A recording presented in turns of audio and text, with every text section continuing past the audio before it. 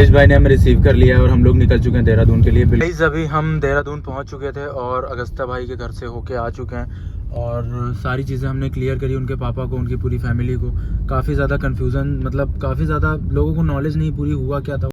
So guys अभी हम बस में हैं और बहुत दिनों के बाद ट्रैवल करने जा रहे हैं बस से। जब से बाइक से ट्रैवल करना शुरू किया तो अपनी बाइक होती है या तो अपनी कार होती है, उसके अलावा हम या तो फ्लाइट से चले जाते हैं डायरेक्टली, बिकॉज टाइम भी बच जाता है और बहुत सारी चीज़ें सही हो जाती हैं। ट्रेन और बस इन दोनों से ट्रैवल करना हम छोड़ चुके थे, लेकिन आज फाइनली कंडीशन ऐसी आ चुकी है कि हम बस में आ चुके हैं, क्योंकि जहां हमें जाना है, हम वापस जा रहे हैं दिल्ली तक। बाइक चलाने का मेरा मन नहीं था, कार से भी जाने का मन नहीं था, तो हमने सोचा फ़्लाइट देखते हैं। फ़्लाइट बहुत महंगी जा रही थी भाई, इस टाइम हालत थोड़ी टाइट है, अपनी पॉकेट ढीली नहीं कर सकते थे हम इतनी कि हम फ्लाइट से जाएं। और दूसरी चीज़ ट्रेन देखी हमने तो तेजस कल थी नहीं, वरना कल ही निकल जाते, तो इसीलिए हमने चूज़ किया कि चलो बस से निकल चलते हैं। फाइनली इस टाइम हमें एसी वाली बस में, हाँ इतना बजट था हमारा कि हम एसी वाली बस कर सकते थे, नहीं तो हमें तो 250 रुपये खर्च करके देसी जो बसें सरकारी वाली चलती हैं उससे जाना पड़ता। लेकिन अब यहाँ से हम जा रहे हैं दिल्ली और दिल्ली से हमारे हैरिश भाई हमको रिसीव करेंगे, उसके बाद हम जाने वाले हैं देहरादून। बहुत लोगों का ये सवाल था कि मैं देहरादून क्यों नहीं गया, आखिर क्यों नहीं गया देहरादून। अपने अगस्त्य भाई के फ्यूनरल पे मैं देहरादून क्यों नहीं गया, मैं क्या कोई भी नहीं गया, और उसका रीज़न मैंने आप लोगों को दिया था कि क्यों नहीं गया। क्योंकि उस टाइम इतने ज़्यादा हेट वाले कमेंट्स आ रहे थे, इतने ज़्यादा हेट वाले स्टेटस लग रहे थे कि हमें बिल्कुल भी नहीं लगा कि हमें जाना चाहिए। बिकॉज जब पब्लिक गुस्सा होती है तो कोई गुस्से में कोई भी कदम उठा सकता है, इसीलिए हमने सेफ्टी को ध्यान में रखते हुए कि हाँ आप लोग एक बार चीज़ें समझ जाओ कि क्या हुआ था, कैसे हुआ था, उसके बाद हम चलेंगे। तो मैं और हैरिश भाई दोनों लोग जाने वाले हैं अगस्त्य भाई की फैमिली से मिलने, और जैसा भी होगा आप लोग को हम अपडेट करते रहेंगे। इसीलिए हमने सोचा चलो आप लोग को बता देते हैं कि फाइनली हम जा रहे हैं उनकी फैमिली से मिलने, हम जा रहे हैं। हम अगस्त्य भाई तक नहीं पहुंच पाए, हम अगस्त्य भाई के फ्यूनरल पे नहीं पहुंच पाए, लेकिन उनकी फैमिली से जाके ज़रूर मिलेंगे। तो इस टाइम मैं हूँ, मेरे साथ ऋषि है, और दिल्ली से हमें ज्वाइन करेंगे अपने हैरिश भाई जो हमें दिल्ली से उठाएंगे। तो गाइस फाइनली हम दिल्ली पहुँच चुके हैं, और दिल्ली पहुँचते ही अपने हैरिश भाई हमको उठाने वाले थे, लेकिन हैरिश भाई एंड टाइम पे सो गए, हमें गोला दे दिया। हमने उन्हें कॉल पे कॉल करी लेकिन कॉल नहीं पिक हुई। तो फाइनली हमने सोचा चलो भैया के घर चलते हैं और वहाँ से कॉल करेंगे हैरिश भाई को। जब भी फ़ोन पिक हो जाएगा तो कह देंगे आके भाई यहीं से उठा लो। तो फाइनली अब जब हम लोग यहाँ पहुँच गए हैं, अभी कॉलोनी के गेट पे ही हैं, अंदर पहुँचे भी नहीं हैं, तब हैरिश भाई ने फ़ोन उठाया है और बोला है कि ठीक है मुँह धुल के भाई आ रहा हूँ। और बहुत गहरी नींद में सो गए थे, कम से कम 20-30 कॉलें कर डाली हमने, रिसीव नहीं हुई। तो यहाँ पे जाएंगे हम भैया के घर पे, थोड़ा सा रेस्ट करेंगे, बैठेंगे। वैसे रेस्ट करते ही आए हैं बस में, तो बैठेंगे और नाश्ता वास्ता करेंगे। उसके बाद हैरिश भाई हमें यहाँ से उठा लेंगे और फिर हम निकल जाएंगे देहरादून के लिए। सो गाइस अभी 9:45 हो गया। हैरिश भाई ने काफ़ी टाइम लगा दिया। वैसे तो प्लान था कि हमें डायरेक्टली बस से ही उठा लेंगे, वो जैसे ही बस हमें उतारेगी वो उठा के और निकल जाएंगे, लेकिन हैरिश भाई खुद ही नहीं उठ पाए, हमें क्या उठाएंगे। तो अब 9:45 हुआ है, हम लोग ने यहाँ नाश्ता भी कर लिया, भैया के घर पे मस्त चाय पी ली। हैरिश भाई भी आ चुके हैं कॉलोनी के बाहर, बस जा रहे हैं फटाफट बैग वैग रखेंगे उसके अंदर, ये देख रहे हो, सूटकेस वगैरह रख के और निकल जाएंगे देहरादून के लिए भाई। तो जितने लोगों के एलिगेशन है भाई कि हम देहरादून नहीं गए उनकी फैमिली से मिलने एक भी बार, तो एट दैट टाइम हमें बिल्कुल भी सही नहीं लगा था कि जाना चाहिए, बिकॉज पब्लिक बहुत हाइपर होती है और मॉब गुस्से में क्या कर दे कुछ पता नहीं रहता। तो हमें सेफ्टी का भी ध्यान रखना था, क्योंकि हम एक सिनेरियो लेके नहीं चलते हैं ना, हमें दोनों सिनेरियो देखने थे कि कहीं भी कोई अनहोनी ना हो। एक तो हो चुकी है ऑलरेडी, अब दूसरी नहीं होनी चाहिए, इसीलिए हमने उस टाइम पे जाना ज़रूरी नहीं समझा। हमें लगा कि थोड़ा आराम से स्टे करके जाना चाहिए, ताकि थोड़ा सब लोग मेंटल लेवल से शांत हो जाएं। तो अभी हम जा रहे हैं और उनकी फैमिली से मिलेंगे, उनके पापा से मिलेंगे, और जो भी होगी बातचीत आपको बताएंगे। सो गाइस फाइनली हैरिश भाई ने हमें रिसीव कर लिया है और हम लोग निकल चुके हैं देहरादून के लिए। बिल्कुल भी रेस्ट नहीं हुआ है, थोड़ा सा बस नाश्ता हो गया, खैर चलो हमारा। बाकी ये भाई पता नहीं नाश्ता करके आए कि नहीं आए। निकल जाना था हमें 6:30-7 बजे, लेकिन भाई एंड टाइम पे सो गए, है ना यार।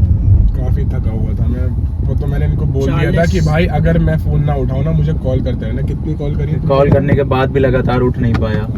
40 मिनट तक भाई। और बस अगर नींद आए तो बता देना भाई, हम लोग उसकी टेंशन नहीं है, एक बार उठ गए बाइक को गाड़ी कोई टेंशन नहीं, चलाने वाले हैं। तो अब देहरादून निकल रहे हैं हम लोग। सो गाइस फाइनली हम लोग देहरादून पहुंच चुके हैं और आ चुके हैं बंटी भाई की शॉप पे। बंटी भाई से बात करेंगे और बंटी भाई के साथ जाएंगे, और क्योंकि हमें उनका घर भी नहीं पता है, तो बंटी भाई कह रहे थे हमें घर मालूम है, चलिए मैं ले चलूँगा। तो चलते हैं, पहले बंटी भाई से मिलते हैं, फिर बंटी भाई को साथ में लेके तीनों लोग जाएंगे। सो गाइस अभी हम देहरादून पहुंच चुके थे और अगस्त्य भाई के घर से होके आ चुके हैं, और सारी चीज़ें हमने क्लियर करी उनके पापा को, उनकी पूरी फैमिली को। काफ़ी ज़्यादा कन्फ्यूज़न, मतलब काफ़ी ज़्यादा लोगों को नॉलेज नहीं पूरी हुआ क्या था वहाँ पे एक्चुअल में, वो सारी चीज़ें हमने उन्हें क्लियर करी। बाकी उन्हें आश्वासन दिया है भैया कि जो भी पुलिस सहायता होगी वो हम करेंगे हमारी तरफ से, बिकॉज़ हमें भी बहुत बुरा लग रहा है जो भी हुआ, और हम अगर वहाँ होते तो हम उसे बिल्कुल हॉस्पिटल पहुँचाने की भी कोशिश करते और अपनी तरफ से जो हो पाता वो करते। तो अब जो भी प्रोसेस होगा पुलिस का, जो भी चीज़ें आगे होंगी वो आपको हम बताएंगे। बाकी फ़िलहाल यहाँ से अब हम लोग निकल रहे हैं वापस। सारी चीज़ें शॉर्ट हो चुकी हैं, हमने सब उनको डिटेल में बता दिया है जो भी हुआ था। सो गाइज फाइनली देहरादून के बाद दिल्ली, दिल्ली के बाद लखनऊ हम वापस आ चुके हैं। और जैसा कि मैंने आपको बताया कि हम देहरादून गए थे, तो बहुत सारे लोग ये क्वेश्चन कर रहे थे कि भाई आप देहरादून नहीं गए। सो उसका रीज़न हमने आपको ऑलरेडी वीडियो में बता दिया है कि उस टाइम पे हम वहाँ क्यों नहीं गए। क्योंकि जब कोई गुस्से में होता है, एक आदमी गुस्से में हो आप उसे समझा ले जाओगे, 2 आदमी गुस्से में हो आप उसे समझा सकते हो, 3 गुस्से में, चलो मैं ये भी कहता हूँ आप समझा सकते हो, अगर 50 लोग गुस्से में आपके सामने खड़े हैं तो कभी भी सबके मत एक नहीं होंगे। आप एक को जवाब दोगे, दूसरा कुछ बोलेगा, उसको जवाब नहीं दे पाओगे। तो ये सिनेरियो हमारे आंखों के सामने सोशल मीडिया पे था जो हम देख रहे थे, जिसकी वजह से हमें ये लगा कि अगर इस टाइम हम गए तो हमारी कोई नहीं सुनेगा, भले हमारी गलती हो या ना हो, वो तो बात की बात है, लेकिन हमारी इस टाइम कोई नहीं सुनने वाला। तो हमने उस टाइम पे वो डिसीजन लिया कि अभी नहीं चलते हैं, 1-2 दिन बाद थोड़ा सा नॉर्मल होने दो, चीज़ें सबको बता देते हैं हम अपने सोशल मीडिया पे, उसके बाद हम चलेंगे। तो वैसा ही हमने और हैरिस भाई ने करा, अपने अपने चैनल पे एक वीडियो डाली जिसमें हमने बताया कि ऐसा ऐसा हमने क्यों किया। उसके बाद हमने जब जरूरी समझा, हम जाके उनकी फैमिली से मिले और उनकी फैमिली को ये आश्वासन दिया हमने कि हम हर तरीके से उनके साथ खड़े हैं, चाहे वो पुलिस में सहायता करना हो या उन्हें अगर कोई भी इंफॉर्मेशन चाहिए तो अपना नंबर वगैरह, एड्रेस वगैरह तो हमारा उनके पास है ही है ऑलरेडी, तो हमें कॉल कर सकते हैं। वो हम हर सिचुएशन में उनके साथ खड़े हैं, क्योंकि उनकी तकलीफ तो हम नहीं बता सकते कितनी है, क्योंकि एक परिवार ने अपना बेटा खोया है, बट हम वो चीज़ समझ सकते हैं, समझ तो सकते ही हैं एटलीस्ट कि हाँ वो कितने दर्द में होंगे इस टाइम।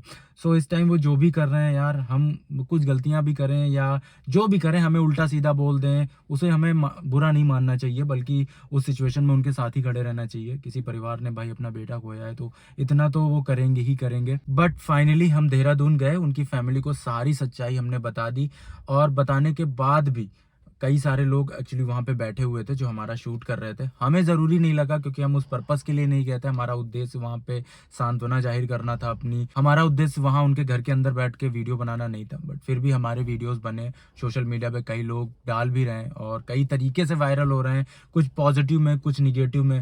कुछ में तो भाई हमारे लिए पॉजिटिव कमेंट आ रहे थे, तो मैंने देखा उसने कमेंट ही बंद कर दिए। तो ऐसी सारी चीज़ें हो रही हैं। ये चीज़ें कभी कभी थोड़ा दुख देती हैं यार, कि क्या कुछ लोग ऐसे हैं जो हमें ही गलत ठहराना चाहते हैं। मतलब हम गलत नहीं हैं फिर भी गलत ठहराना चाहते हैं। उस वीडियो के कमेंट बंद करने का क्या मतलब था, समझ में नहीं आया मेरे को। बस ठीक है, मैं जानता हूँ, ये भगवान जानता है कि मैं गलत नहीं हूँ। मेरा दिल ने कहा कि हमें जाना चाहिए, हम गए, मिल के आए। अगर हमें ये चीज़ पता होती कि अगस्त्य भाई का एक्सीडेंट हुआ है ना, तो हम तुरंत वहां पे गए होते। बट हम सिचुएशन से आगे थे, हमें टाइम लगा जाने में यार। अब ये चीज़ें लोग समझें या ना समझें या देर में समझें, जैसा भी हो, ये मैं नहीं कह सकता कुछ। बट ये मैं जानता हूँ और ये भगवान जानते हैं कि इस टाइम मैं गलत नहीं हूँ, बिल्कुल भी गलत नहीं हूँ। तो मेरे दिल ने जो कहा, हैरिस भाई के दिल ने जो कहा, हम दोनों ने मिलकर वो काम कर लिया है। अब हमें अपने दिल में सुकून मिल रहा है कि आखिर हमने अपना अपना पक्ष उनकी फैमिली के सामने रख दिया है। अब जो होगा देखेंगे, जो भी पुलिस सहायता बन पड़ेगी हम करेंगे। बाकी उनके पिताजी ने 304A के तहत मुकदमा लिखवा दिया है, सारे राइडर्स जो थे मेन, सबके नाम लिखवाए वहाँ पे। अब इंक्वायरी में अगर कुछ सामने आता है तो ये चीज़ें होंगी कि ये जो धारा है ये बदल भी सकती है, जैसे जैसे इंक्वायरी में कोई अगर खुलासा होता है तो। एंड गाइस, सुनने में ये भी आया है कि इंस्टा 360 भी मिल गया है। तो मैं भगवान से गुजारिश करता हूँ कि काश उसमें वो फुटेज हो, सारी चीज़ें क्लियर हो जाएं, किसकी गलती थी, क्या थी, और उनकी फैमिली को जस्टिस मिल जाए जल्दी से जल्दी।